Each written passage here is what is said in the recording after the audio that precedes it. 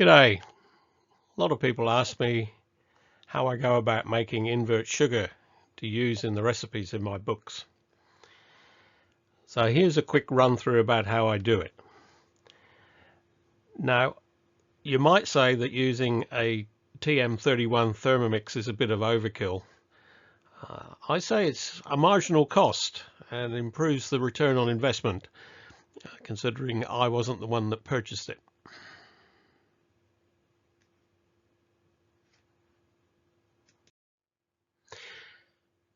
So, what we're going to go through today is why invert is a good thing, how I go about calculating it, the equipment required, the process, and how you would use it. And today I'm making 810 grams of #1 invert. I'm going to use it in a 1962 Whitbread Pale Ale beer. The syrup is easy to add to the copper, just needs to be warmed a little to make sure it runs in okay. And I'm going to cover the calculations and all the details coming up next. So why invert? Well, most importantly, your yeasties will thank you. The inversion process splits the sugar, which is a disaccharide, the sucrose, into monosaccharides, which are glucose and fructose. A job that the yeast could do during fermentation, because it has its own invertase enzyme to do so, but you might need a higher pitching rate. Now, considering that traditional Australian beers use 30% sugar plus, the yeast might be a bit stressed out if you don't invert, and if you want to use that yeast subsequently and repitch.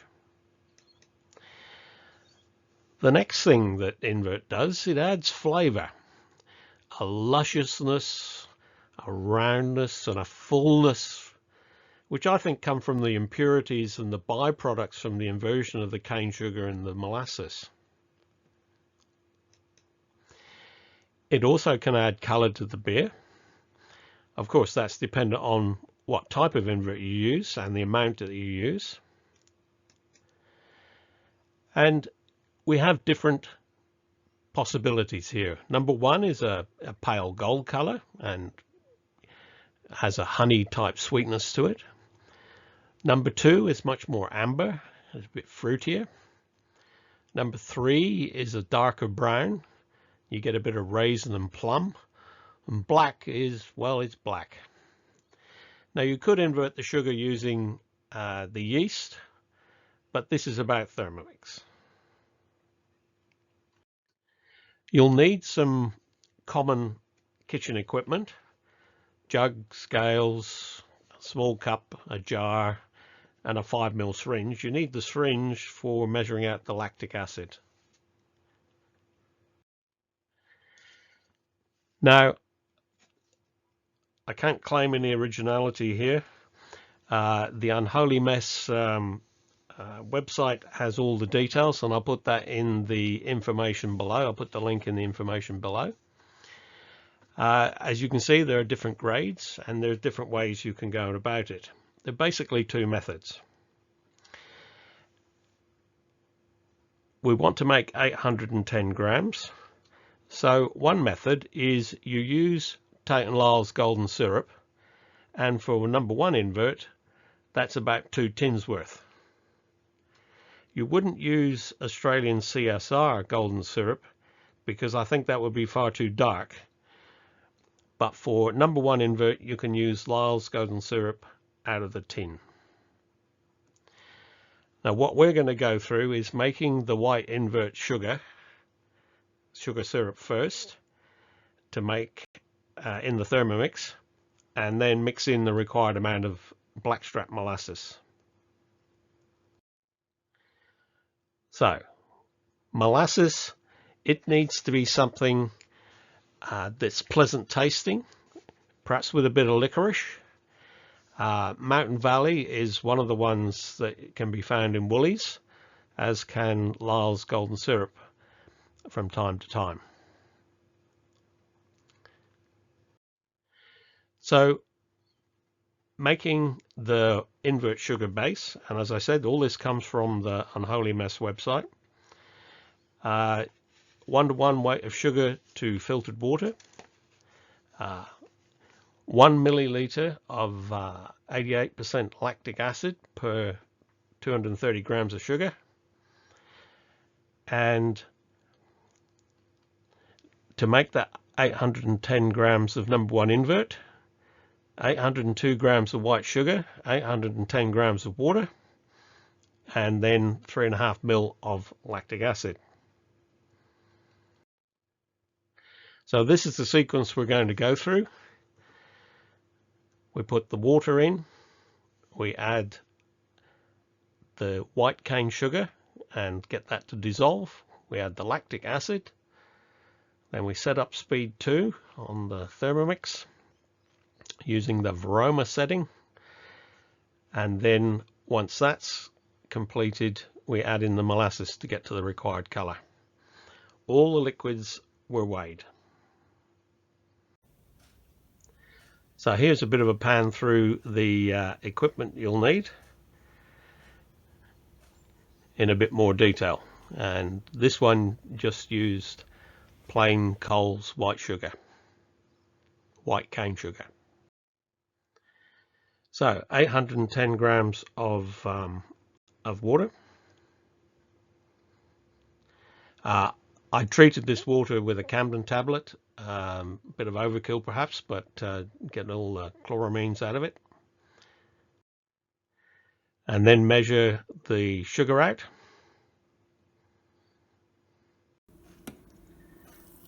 Then add the sugar to the water.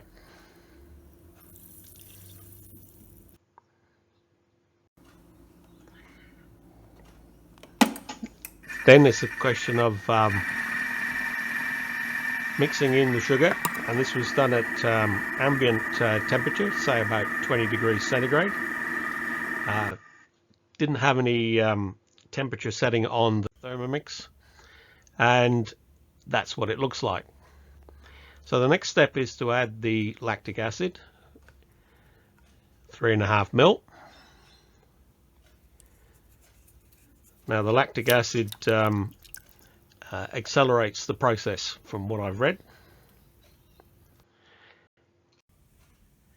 So now we need to set the Thermomix up.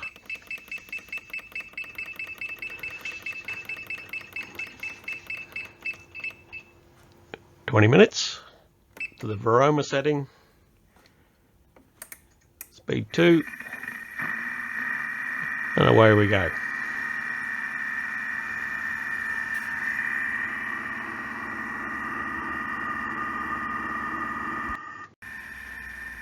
So we're getting close to the boil now. You can see it's looking a bit more viscous.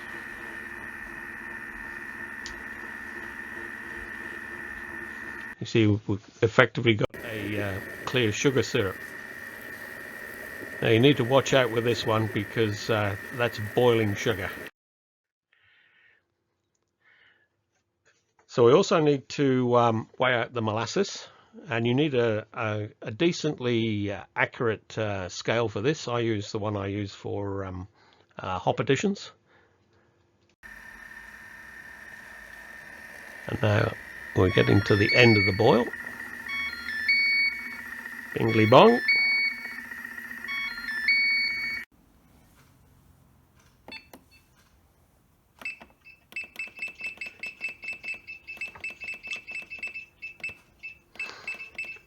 So now set up the molasses mixing time.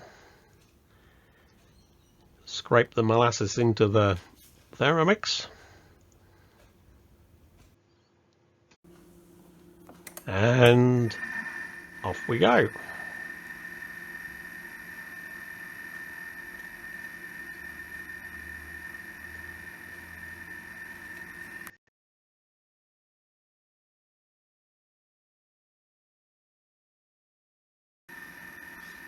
So we're getting close to the completion of the time now. As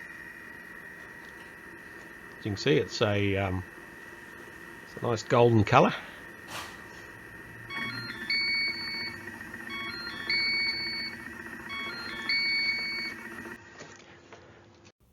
So I left it cool for about 3 hours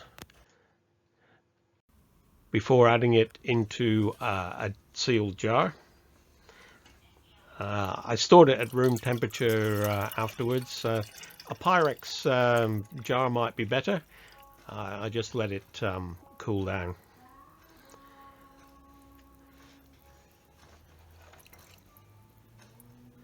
So there we have it.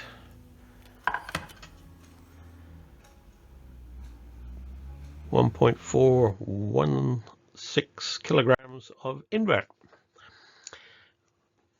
So I lined it up against the color chart, and it was a little bit lighter than I was expecting. I was expecting 35, and it seems to be at the bottom end of the range, around 25 EBC. This might have been due to the dilution effect, or perhaps the molasses was a slightly lighter color. When you have the invert sugar, whilst the fermentables are factored into the boil calculation, you do need to allow for the volume that you're going to add in, and you may want to reduce your pre-boil volume a touch to suit. Thanks very much for watching. Hit subscribe to be notified of more recreation tips in the future, and the links to the books and the Unholy Mess site are down below. Cheers.